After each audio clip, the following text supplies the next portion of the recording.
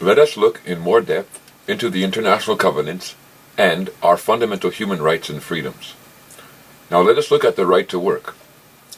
As we continue to look into our fundamental rights and freedoms, let us keep in mind that a right is something that can be exercised and never creates an obligation upon the one who has the ability to exercise it. Many of us do not make this association with the right, but it is important to understand the nature of what a right is. So a right, it doesn't produce an obligation, it produces an option. As you have seen, here in Canada, a citizen has the right to vote. As we just recently saw in the Canadian election for federal parliament, we have a right to vote. Now come election day, will Canada send some police officer to our home and say it's voting day, and you must go and you must use your right to vote? Of course not. Why? Because a right never produces an obligation, but an option to use it or not. So a right or freedom produces a choice. Can choose to use it, can choose not to use it. A right or freedom does not produce an obligation, cannot be forced to use the right. Looking into the International Covenant on Civil and on Economic, Social and Cultural Rights, Article 6, it states the following: the state parties to the present covenant, which includes Canada, recognize the right to work, which includes the right of everyone to the opportunity to gain his living by work, which he freely chooses or accepts, and will take appropriate steps to safeguard this right. Now, this article of law is saying a lot, quite a bit, and if you're unfamiliar with law and fundamental freedoms, you could actually miss what's going on here. But let's start first of all with the player, or the subject, that's being brought forth here. Notice it here, it says that the state parties recognize the right of everyone. That's the player, that's the subject, everyone. If you dig a bit deeper in law, you're going to find out that the word everyone, when we find it in the Constitution Act of Canada or in the International Covenants, it refers to the human being or to the man or woman, the one who has the right to enjoy their economic, social and cultural rights. So everyone here would mean the man or woman, the human being. Now, if you look into the International Covenant, whether on economic, social, and cultural rights, or the International Covenant on Economic, Social, and Cultural Rights, Article 2, you're going to see where it talks about contributions, where it says that all people have the right of self-determination, and no people can be forced to make a contribution to the state party based upon the principle of mutual benefit. But they use the word or the designation of persons, people. And when they talk about it, they refer to the person or the people as an it, not as a he or she. So back into the International Covenant, we're looking at the player here, and the one being brought forth is not a person, it's not a people, but they specifically use the term or designation everyone. It says the state parties to the present covenant recognize the right to work, which includes the right of everyone to the opportunity to gain his living by work. Now watch, which he, see that? Not it, which he freely chooses or accepts, and will take appropriate steps to safeguard this right. So this verse is saying that the right to work that is being used is something that a human being or a man or woman freely chooses and accepts to do. And that right to work that you freely choose or accept to do, when you use that opportunity, it's to gain your living by work. You see, I'm going to read it again. Includes the right of everyone, their man or woman, the opportunity to gain his living by work, which he freely chooses or accepts. So when you go out there and you give your energy away to work, you are actually gaining your own living. You are providing for your own needs. What is expected of you is that you take that income that you make, you pay for your house, you pay for your clothing, you pay for your food, you pay for your hydro, you pay for your transportation. So what's actually transpiring is now you, as a person in this society, are producing your own living. And here the law is saying that you freely chose to do this. Now, the subject or player here is an everyone. The article of law did not use the designation of citizen or person, but specifically use the designation of everyone. This term everyone is bringing forth strictly the designation of a human being. This article of law is bringing forth a right that a human being has. A human being has the right to work. Now, my question is, does this produce an obligation? Is the law stating that a human being must work? No, it is not. Why? Because a right never produces an obligation, but a choice. Here we are seeing that as men and women, we have the right to work. Now, you go back up to the verse and it says, you freely choose or accept to work. Canada, as a state party, is under obligation as a signatory to the covenant to recognize the right to work. This is a right to work that an individual can choose to exercise, and as with any right, it can be used or not used, just like the right to vote. The right to work includes, now this means a canon of construction holding that to express or include one thing implies the exclusion of the other or the alternative, so what is about to be mentioned is the only reason for work. Remember, we learned that when the word includes is used in law, that whatever is about to be mentioned is the only explanation that can be used. The right to work includes the right of everyone, the human being, to the opportunity or the chance to gain his or her living by work. So you're seeing the reason for working is declared in law as strictly to gain a living by this work. If you choose to exercise the right to work, then the reason for working is to produce, earn, or gain a living. Gain the resources you need to live and survive.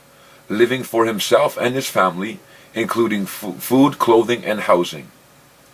The money and resources that you receive for working is to be used solely for the purpose of supplying your own living.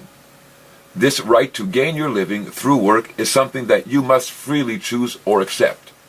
This is what the law is stating in international law.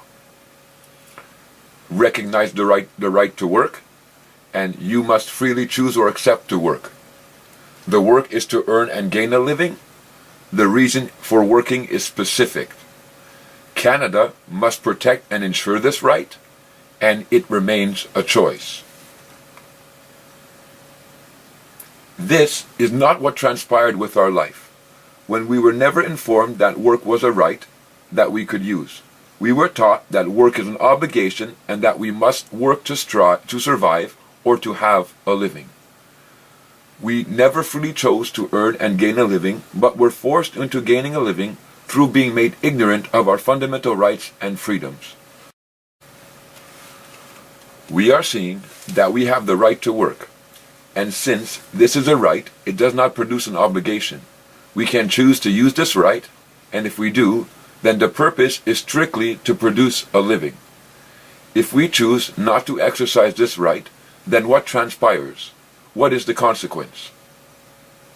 Looking into the international covenants, we find another right that everyone, the human being, man or woman, has. International Covenant on Economic, Social, and Cultural Rights, Article 11. The states, parties to the present covenant, recognize the right of every person. Is that what it says? Recognizes the right of every citizen. No, that's not what it says, right? The subject or player that is being brought forth, again, is an everyone. And it says, recognizes the right of everyone to an adequate standard of living for himself and his family, including adequate food, clothing, and housing, and to the continuous improvement of living conditions. You and I, as individuals, have the right to an adequate standard of living. The standard of living does not need to be earned or gained. We do not have to exercise the right to work to have an adequate standard of living, but it is our natural right and freedom. You can choose to pursue after a living, or you can enjoy a living. In both options, the state party Canada was supposed to take appropriate steps to safeguard whatever right you decided to use. You decided. Now, to have a living is an obligation. Right to work, to earn and gain a living, the individual freely chooses to create their own living. Now, to have a living is an obligation. right to an adequate living, food, clothing, housing, continued improvement of this adequate living is the state party's obligation to every individual who chooses not to exercise their right to work. The state party, Canada, is designating you as a citizen and is automatically declaring that as a citizen, you must work to earn and gain a living. The right to choose if you will enjoy a living or if you will freely accept to earn and gain a living belongs solely to the human being, the man or the woman. Canada is declaring that you are a subject of the Queen and a citizen of the territory, and as such, they have declared that you have chosen to pursue a living. Since Canada is declaring that you are freely choosing to work, they have the obligation to take appropriate steps to safeguard this right on your behalf. The International Covenant on Economic, Social, and Cultural Rights, Article 6, it states the state parties to the present covenant recognize the right to work, which includes the right of everyone, see that, the opportunity to gain his living by work which he freely chooses or accepts, and will take appropriate steps to safeguard this right. Okay, so Canada, you recognize I have a right to work, and you're going to actually do something to protect my right to work. I don't have an obligation to use the right to work, but you're still going to take steps to protect this right. What are the steps you're going to take, Canada? The International Covenant on Economic and Social and Cultural Rights, Article 6.2. The steps to be taken by the state party to the present covenant to achieve the full realization of this right, the right to work, shall include technical and vocational guidance and training programs, policies and techniques to achieve steady economic, social, and cultural development. In order to help you as an individual fulfill the right to work that you freely accepted to use, or so the law is saying, Canada had to take steps to secure the education of a person who is operating the right to work. A person needs technical or vocational training in order to find a position in work. Canada was under obligation to provide this guidance and training to the individual. Canada recognizes the right to work, and they said they will take steps to safeguard this right. The steps to be taken will be technical and vocational training. It says the person freely accepts and chooses to work. International Covenant on Economic, Social, and Cultural Rights, Article 13.1. Now talking here about what education should be. The state parties to the present covenant recognize the right of every person, of every citizen. No, again, that's not what it's saying, right? Who's the player that's being brought forth here? The human being, the man and the woman. It says the state parties to the present covenant recognize the right of everyone to education. They agree that education shall be directed to the full development of the human personality and the sense of its dignity, and shall strengthen the respect for human rights and fundamental freedoms. So basically what they're saying here is that education shall be primarily focused on teaching you what I am teaching you through this video, that education shall be focused on teaching you what are your fundamental rights and freedoms, and then further to that, they further agree that education shall enable all who? Persons to participate effectively in a free society. Remember, it says that everyone, the human being, freely accepts or chooses to use the right to work. Once you freely accept and choose the right to work, then you're participating in a free society. You've rendered yourself as that artificial being, that subject and servant of Her Majesty. You are now out there pursuing and earning a living.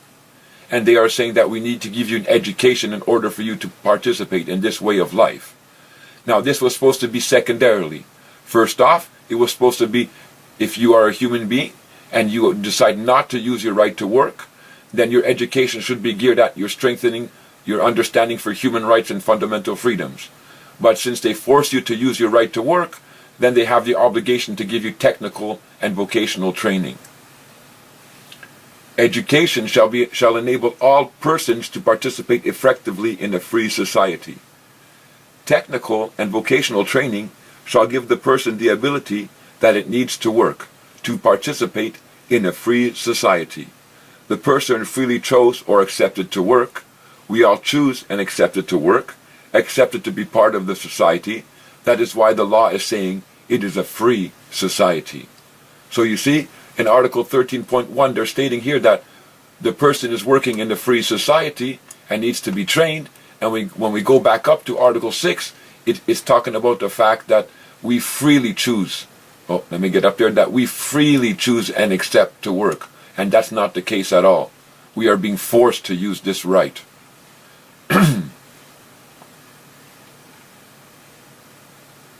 Now, this education that would have helped the person to exercise its right to work was to be free. If you look into the international covenants, it talks about the fact that the education that's to be obtained by the person should be free, and that they haven't fulfilled this obligation yet. Article 30. Canada had the obligation to teach you both designations under law, and then the choice was to be yours as to what rights you would choose to exercise. Canada did not allow you to decide and never taught you that you could have a living without having to gain that living, that you did not have to work for a living. The right to decide if you will freely choose and accept to work was a right that was recognized for a human being only. That is why the subject or player being brought forth in the article of law is everyone.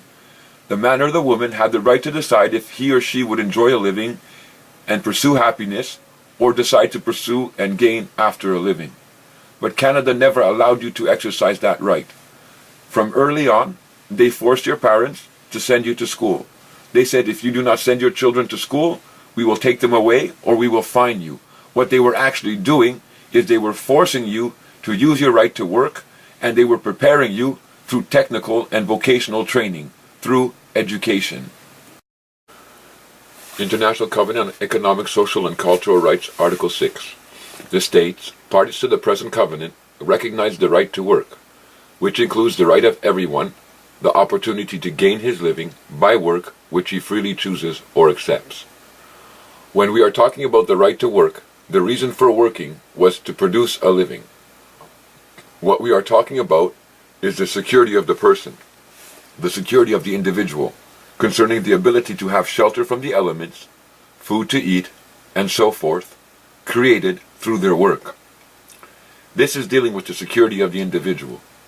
In the International Covenant on Economic, Social, and Cultural Rights, again in Article 11, it says the state parties to the present covenant recognize the right of everyone, that human being, the man or the woman, to an adequate standard of living for himself and his family, including adequate food, clothing, and housing, and to the continuous improvement of living conditions. If the human being, everyone, decided not to use their right to work, he or she still had the right to an adequate standard of living. This deals with the security of the person, the security of the human being. This obligation is directly against Her Majesty. It is she, which is the executive power here in Canada. It is she who is the sovereign of this land, and who agreed to be signatory to the international covenants and the fundamental rights and freedoms contained in it. She owes the individual the debt obligation concerning an adequate living. This right to an adequate living exists only for a human being and not for an artificial entity. In order to fulfill the obligation, they must make provision exercisable by the human being. Now, when you look into the preamble of these international covenants, and the preamble always attempts to explain the reasons for the law, or the reasons for the enactments. The preamble of the covenants, the idea of free human beings, enjoying, not pursuing, not going after, but enjoying freedom from fear and want, can only be achieved if conditions are created, something in the past that transpired, something that's already done, whereby everyone, the human being, may enjoy his economic, social, and cultural rights, as well as his civil and political rights. Now, this is important. I'm going to take a break and show you something once again. Here it talks about everyone. We know it's the human being. And what can he do? He has the right to enjoy his social and cultural rights, as well as his civil and political rights. If you enjoy something, it means you possess them already. It means you have them already. Couldn't find what I was looking for. I'll put it in another video another day. We'll keep on going. So the preamble of the covenant, let's get back there, says the idea of free human beings enjoying freedom from fear and want, can only be achieved if conditions are created, something in the past, again, whereby everyone may enjoy his economic, social, and cultural rights, as well as his civil and political rights. Enjoying means something you possess. Article 3. The state parties to the present covenant undertake to ensure the equal right of every person. No. Of every citizen. No. Of who? Of every man and woman to the enjoyment of all economic, social, and cultural rights set forth in the present covenant. As you begin to understand about fundamental rights and freedoms, you'll always see that men and women, human beings, have the right to enjoyment. And this enjoyment has been preserved through law. But the people, the citizen, the person, is always pursuing after their rights. We are seeing that there had to be conditions already created for a free human being to enjoy his or her rights and freedoms. There had to be conditions created, a system of law created, that would fulfill the right to an adequate living, to provide the funds for that adequate living. The covenant talks about free human beings enjoying their rights through an already created system of law. It further states that the state parties had to ensure the enjoyment of these rights to men and women. International Covenant on Civil and Political Rights, Article 1. All peoples have the right of self-determination. By virtue of that right, they freely determine their political status and freely pursue their economic, social, and cultural development, rights, privileges, and benefits. Now here, the peoples is referring to all the peoples of every state. That's why they're adding an S.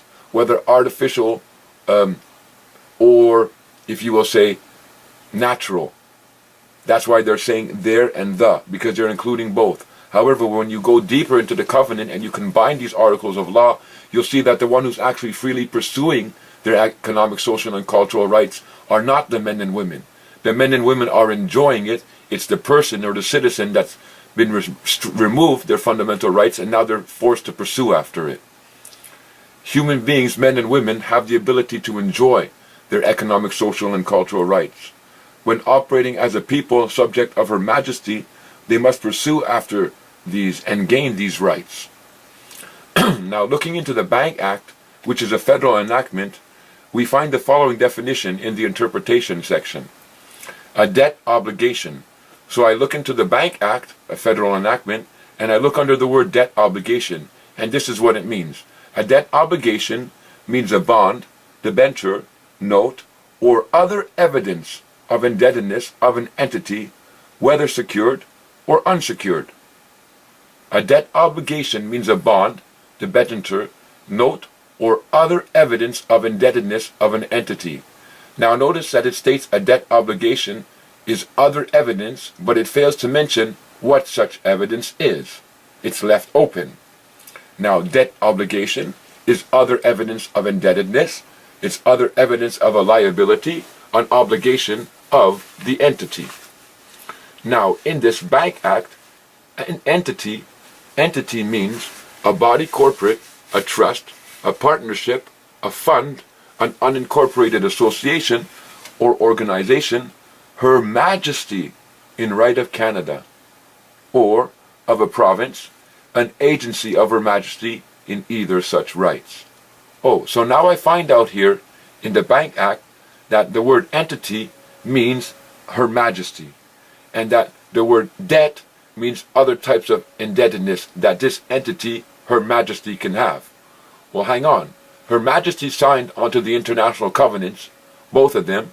Her Majesty said that she said that she will allow individuals on her territory to have an adequate living if they don't exercise their right to work.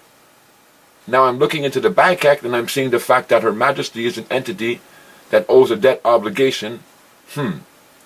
We see that when we are talking about a debt obligation, a security, within the context of the Bank Act, an entity can mean Her Majesty in the right of Canada directly. This is bringing forth and describing to us that a debt obligation can be owed by Her Majesty in the right of Canada. This debt obligation places Her Majesty into position of obligations and responsibility to perform her duties concerning the obligation. We know that Her Majesty in right of Canada, through her executive powers, became a signatory to the international covenants, and thereby became accountable to respect and ensure all the fundamental rights and freedoms contained in the covenant. This is where the debt obligation is arising against Her Majesty. It's concerning our adequate living, or our right to enjoy a living and not pursue after a living. Her Majesty is accountable to the covenants. The covenants produce a debt obligation, create conditions to enjoy a living, food, clothing, housing, improved conditions. She is an entity that owes us an obligation. Now, isn't it funny that when you look into the word person in the Bank Act, you'll find a redefinition of the word. Person in the Bank Act means a natural person, an entity, or a personal representative. So, as a human being, we can claim to be a natural person. Don't ever think that a natural person and a human being are one and the same. They'll catch you in law if you try that. But as a human being, you can step in and play the role of a natural person. And as a natural person, you can invoke the adequate living that Her Majesty has towards you. You can invoke the obligation that she has towards the adequate living. The word person in the Bank Act has been redefined. As you see above, it now has the definition to include the natural person. You would expect to see this transpire within this enactment, because remember, Her Majesty only has an obligation towards us as a human being. The right to enjoy a living and to have an adequate living is for the human being. And when we are talking about a debt obligation that Her Majesty owes, it is to the human being that she owes it to. That is why the redefinition of the word has taken place. You see, natural person can be charged. That entity can be charged with the rights and duties and obligations of a human being. That's why it's being redefined here. Now it goes further. In the Bank Act Article 83, look at what a security is. A security is in registered form if it specifies a person entitled to the security or to the rights it evidences, or B, it bears a statement that it is in registered form. Well, go and check your birth certificate and go and check your live registration of birth and see if it does not bear a statement that it is in registered form. A security is in registered form if it bears a statement upon it that it is in registered form. If you look upon the document that we are given or received from the government after a human being is born, it is designated a registration of live birth. Written upon the documentation, it is indicated that it is indeed registered, meaning it is in registered form. Now, I looked a little bit deeper into the Bank Act and said, okay, if Her Majesty is an entity that owes a debt obligation, and I'm seeing that a security is in registered form, if it says it's in registered form, what about the obligation? I know that she owes me the obligation to an adequate living based upon the international covenants, based upon the fact if I don't exercise my right to work, then she has the obligation to provide that living for me based upon the resources of this land here in Canada.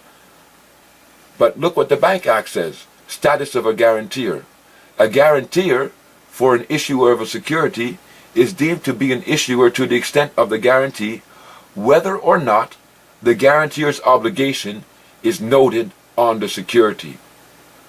So even if what she owes you, even if the obligation of what is owed, what that security, that registered security represents is not indicated upon it, it doesn't matter. It doesn't change the fact that she's still the guarantor. It doesn't change the fact that she's still the entity that owes you the debt obligation of the adequate living, even though it may not be written upon your registered document, which is your birth certificate or your live registration of birth. In this case, for the human being, for the man or woman, because you're seeking to exercise the right to an adequate living, it would be your live registration of birth. That's where the obligation would attach upon. This security is a representation of the obligation, the debt obligation that Her Majesty has towards the human being. The obligation to make sure that the human being has an adequate living, including food, clothing, and housing, and to the continued improvement of living conditions. This security is issued to the natural person, i.e. the human being, and creates or represents the obligation, even though it is not written upon the security itself as to what the obligations are. The law says it does not have to be stipulated or written on the security.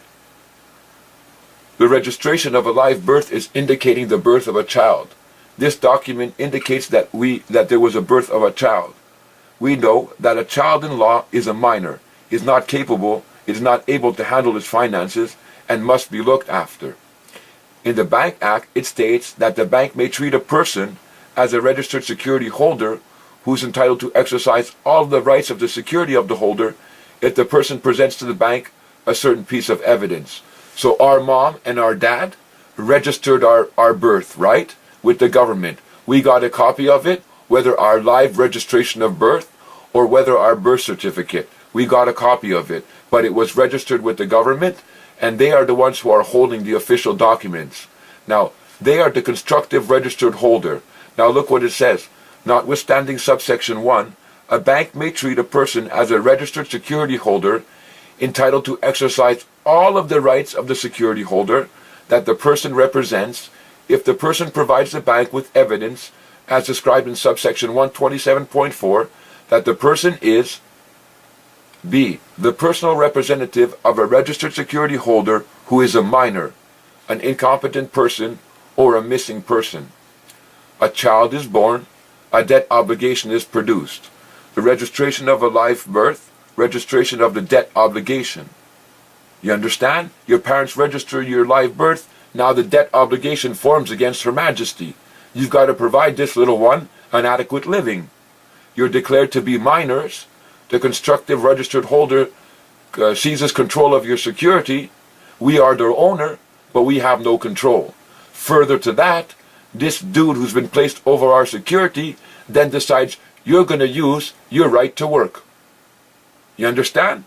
They make the decision for you. You're going to use your right to work, and by doing so, we're not going to provide funds for you, and then we're going to force you to go to school to get technical and vocational training. The ministers, agents of Her Majesty, are the persons who are exercising the rights to the security. When you look on the security itself, it indicates a minor. The agents of Her Majesty have every right to operate upon the security because they are designating us a minor. So if you go and look on your live registration of birth, your live registration of birth that you have, look at what they declare where your name is. They say that you are a child. That's what they're declaring. This is a registered document, and it's declaring that you are a child. Therefore, you are a minor. Therefore, you cannot exercise the rights that this security entitles you to. They put the constructive registered holder upon it. He exercises the rights, even though he's not the owner, and then he decides you will use your right to work and removes your patrimony from you.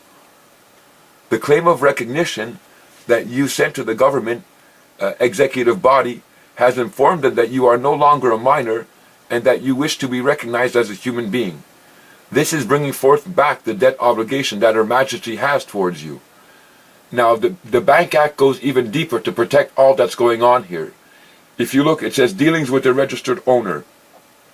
A bank or trustee, within the meaning of subsection 294, may treat the registered owner of the security as the person exclusively entitled to vote, to receive notices, to receive any interest, dividend, or other payment in respect of the security, and to exercise all the rights and powers of an owner of the security.